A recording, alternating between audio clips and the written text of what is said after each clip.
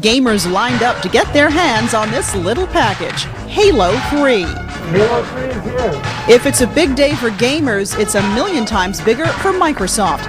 Halo 3. Midnight tonight. Here it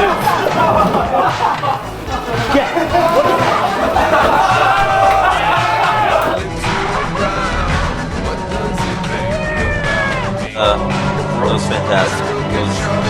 It was better than 1 and 2 combined, I think.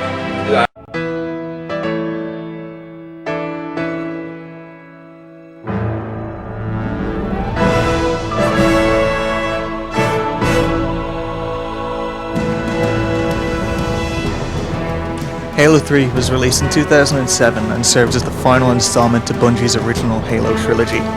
To say that people were excited for this game would be a massive understatement. Microsoft spent about $40 million on just the marketing for Halo 3. They wanted to appeal to a much wider audience than just Halo fans. To achieve this, they showed us a more human side to the Halo universe through the Believe interviews. We'd been fighting for a while. On the 7th day, we ran out of ammo. These interviews are set in the Halo universe and are filmed as if it were a documentary. How did you manage to keep it together? We knew Master Chief was still in the fight. He gave us hope.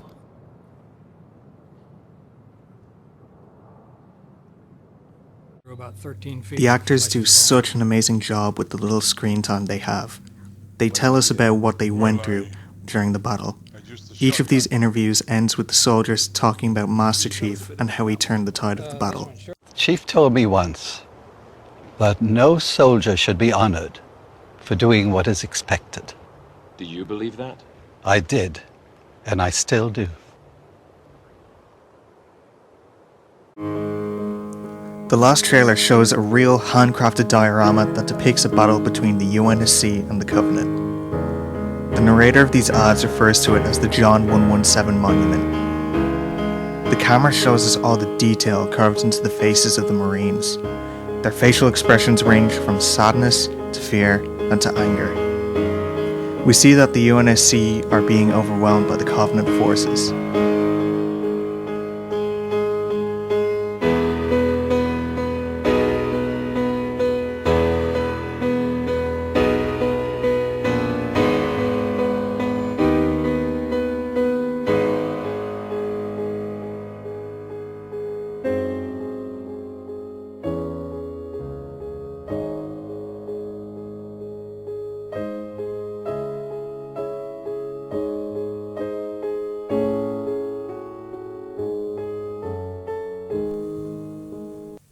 I love how all these ads just hard cut to the word believe. It's so jarring, but like in a good way. It's just something about it.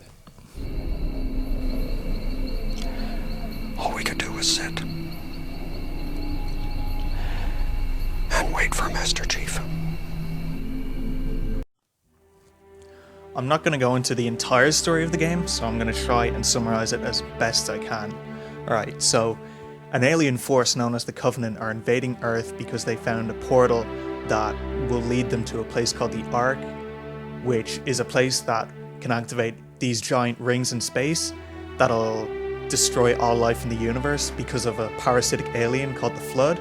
But the Covenant believe that these rings will open a portal to paradise, but they're also very wrong. So the main character, Master Chief, he doesn't like this. I don't like it.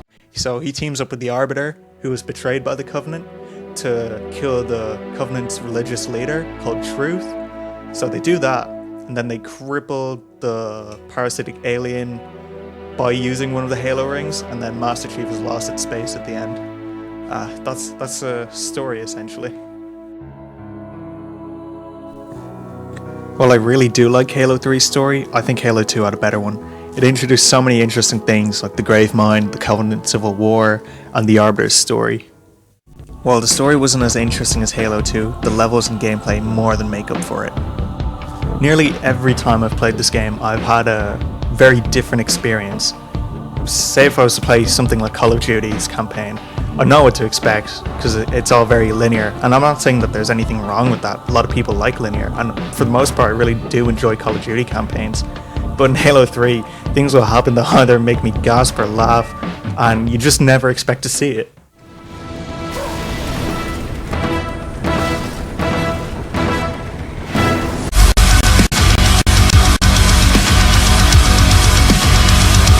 One of the best things about this game is that it gives you so many options to tackle different objectives. For example, look at the scarab here. You can take a Hornet and drop onto it, or you can take out one of its legs and climb aboard it, or you can use a mongoose to go up this ramp and jump onto it.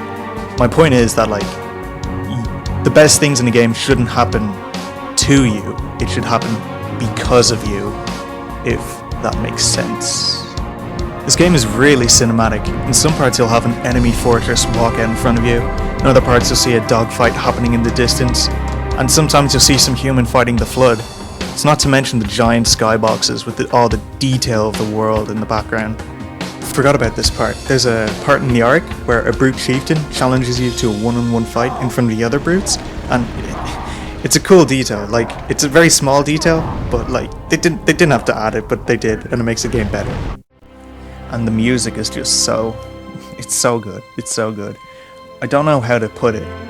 The best way I can is to say it's very Halo. Like, you know when you hear a song from Star Wars, you can immediately tell it's from Star Wars. I think it's the same for Halo.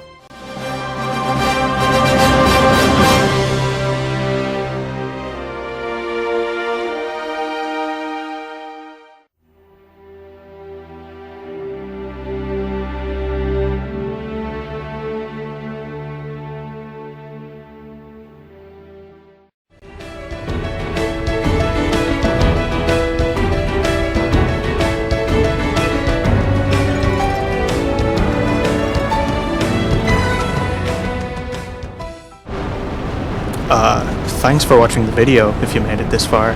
This is just kind of a trial run to see how I feel about making these sorts of videos, talking about stuff that I like. I really want to do more of these. It'd be longer and better than this one. Again, like, this is just a trial run.